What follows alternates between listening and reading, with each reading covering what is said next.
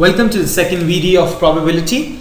My name is Pushpinder Gill. So let's go ahead and get started. So now what we're going to do is we're going to do probability questions related to coins.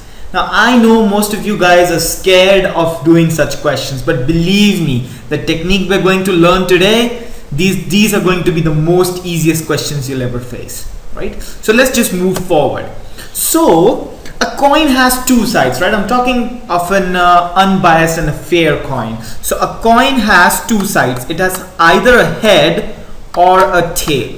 Now this, all of you must be knowing what is the probability if I toss a coin, I get a head. So either I can get a head or I can get a tail. So to get a single head, the probability is 1/2, because out of these two cases, one is head, right? And the probability of getting a tail is also 1/2. So this is pretty basic stuff that you all must be knowing. The probability of getting a head when I toss a coin is 1/2. The probability of getting a tail, it's 1/2, right? So let's just move forward. So now he's asking the probability of getting heads if one coin is tossed, which is pretty simple, right? So if you toss a coin, you either get a head or you get a tail. So once you toss the coin, you either get a head or you get a tail. So the probability of getting a head is 1/2. We discussed this earlier as well, right? So now let's just get down to the real questions. Okay, now what is the probability of getting one head and one tail if two coins are tossed? Now I'm going to do this question in two ways. Now you have to decide yourself which way is better for you, and I know which way is better for you. So first I'm going to do it in your high school way, right? The way you were taught in your school. So let's see how you were taught in the school. It says two coins are tossed. So if two coins are tossed, the sample space is going to be equal to, so two coins are tossed, so either you can get a head or you can get another head, or you can get first as head and second as tail, or you can get first as tail and second as head, or you can get both tails. So this is all the possible cases which can happen, right? So either you get both heads, or you get one head and one tail, or you get one tail and another head, or you get both tails. So now he's asking what is the probability of getting one head and one tail. So out of these four cases, there are two cases which I am underlining where there is one head and one tail. Sorry for that, guys. So that means the probability of getting one head and one tail is 2 out of 4, right? Because there are two cases in which I have one head and one tail. Out of 4 cases, the probability is 2/4. That means the probability is 1/2. So now this was pretty simple, guys. But what if I give you a question of 10 coins? So will you be drawing the sample space all over again, or will you be drawing the sample space for 10 coins? No, you can't do that. That is going to be, humanly impossible for you to solve that question within 2 minutes then. So now what do we do? Now let's see one thing. What is he asking you? He's asking you that you need either one head and you need one tail. Now let's look at step by step. So see, what is the probability of getting one head? That is 1/2, right? I recommend all of the viewers to watch the first video on probability as well, because these are the basics of probability. What is the probability of getting one tail? That is 1/2, right? So this is the total probability of getting one head and one tail. Now guys, the thing comes in how many ways can this h and t arrange itself. So since there are two numbers, these two variables can arrange themselves in 2 factorial ways. Now this is very crucial here. You get your answer to be same as 1/2 here as well. Now why did I write 2 factorial? See, this h and t over here is arranged in 2 ways here, ht and th. You understanding my point, guys? So HT can arrange itself in two ways, HT and TH. Now had the question been for 3 coins and you wanted 2 heads and 1 tail, so in how many ways can this arrange itself? It's simple. The number of variables factorial, 3 factorial, divided by the number of variables which are repeating. So HH is repeating 2 times, so divided by 2 factorial. So these are the number of ways in which HHT can arrange itself. So if I solve it, this comes out to be 3. So even if you want to list down the possibilities, one possibility is HHT, one possibility is HTH, and the other possibility is THH. So what I'm doing is I'm saving you time.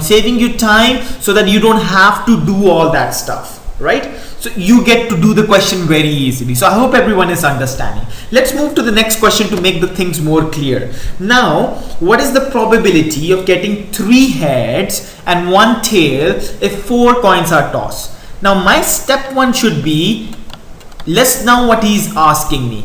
He wants 3 head and 1 tail. That means he wants a H, a H, and a H, and 1 tail, right?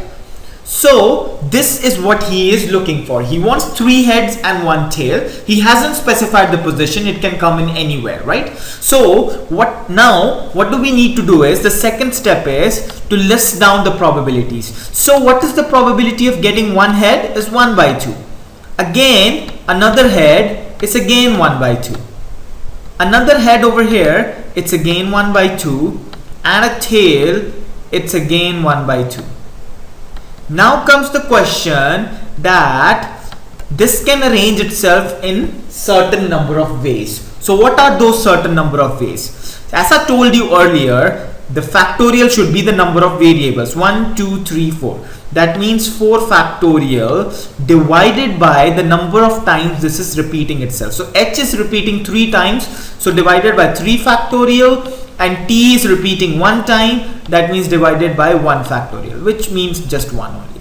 So I have my answer over here. So this is what is going to give me my answer. You can solve it and you can get the answer, right? So you see, this question was tricky, but using this technique you were able to solve it very easily, right? Had he asked you, let's suppose he asked you that 4 coins are tossed and I want 2 heads and I want 2 tails, right? So this is what I want. Simple. It's 1 by 2 raised to the power of 4. Why raised to the power of 4? It's going to be 1 by 2, 1 by 2, 1 by 2, 1 by 2, right?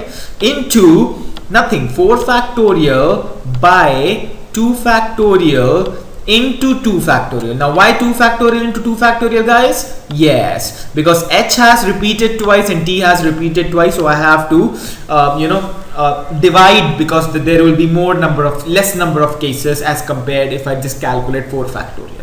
I hope everyone is understanding. It's too simple. There is nothing more to tell you guys now. Are you understanding my point? People have been making this concept very difficult all over the years, but this just makes it easy, right? So I hope everyone understands. I'm really sorry for that. So let's move forward. Okay, so what is the probability of getting at least 2 heads when 3 coins are tossed? So he is asking, what is the probability of getting at least 2 heads when 3 coins are tossed? Now my first step, as again, it should be list down what he wants.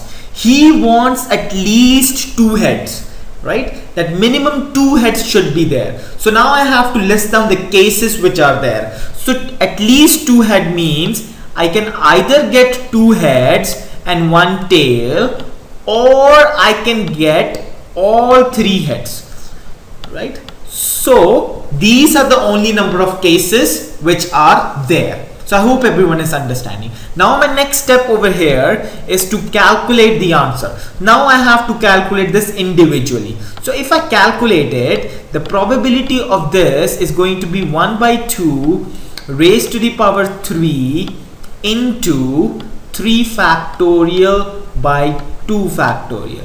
3 factorial because there are 3 variables, 2 factorial because H is repeating 2 times, plus, since again there are 3 variables, it's going to be 1 by 2, I'm sorry guys, raised to the power 3 into 3 factorial by 3 factorial, which counts up to 1, because h can arrange itself in only one way, that is h, right? So that pretty much solves our answer. So this is our answer here, guys. It's 1 by 8 into 3 plus 1 by 8. So which is nothing but 3 by 8 plus that is 1 by 2. So I hope everyone is understanding what I'm trying to do over here. It gets very simple for you guys to solve the questions now. You can even solve, okay, next question.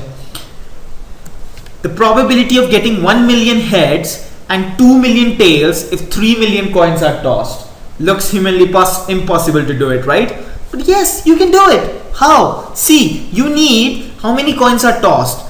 3 million coins are tossed. So that means there are going to be 3 million cases, the 3 million variables. That means 1 by 2 raised to the power 3 million, right? Into, okay, how many cases would be there? The cases would be 3 million. So 3 million factorial divided by how many times heads would be repeating? 1 million times. So 1 million factorial into 2 million tails would be repeating. So 2 million factorial. You won't be getting this question in your exams or anywhere. You won't find this question. My objective to put this question in this slide is to tell you guys that you can solve any question from heads and tails from coin probability using this technique, right? It's a very powerful technique. You can solve any question, and it is definitely, you don't have to opt for any other technique. No Pascal triangles, no combinations, no permutations. Just apply this and the answer is yours, right? So this was about the coin probability. I would like to thank you guys very much for watching this video. Don't forget to watch the dice probability as well, and some later on couple of more videos on probability that I'll be posting.